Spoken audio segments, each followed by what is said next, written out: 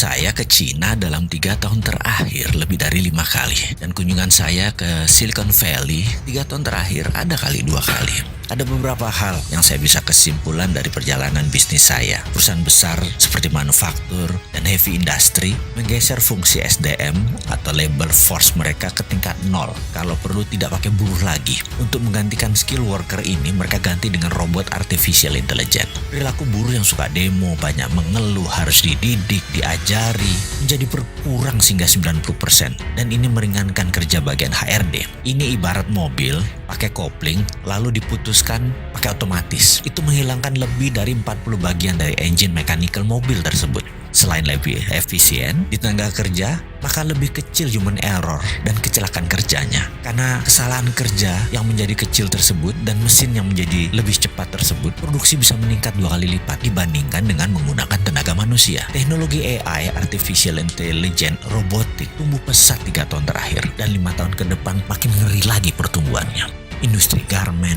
industri otomotif, elektronik, dan banyak lagi telah mengganti hingga 80% labor force mereka dengan teknologi dan sebentar lagi akan merambah Indonesia. Apa yang terjadi dengan tingkat pengangguran di Indonesia kalau hal itu terjadi? Hal ini cukup menjadi perenungan buat kita semua. Kepala kita langsung berkalkulasi, buat perhitungan karena 3 tahun yang lalu industri robotik ini belum secanggih sekarang, apalagi ditambah dengan 5G. Kedepan jika ada 5G, robotik akan semakin maju pesat.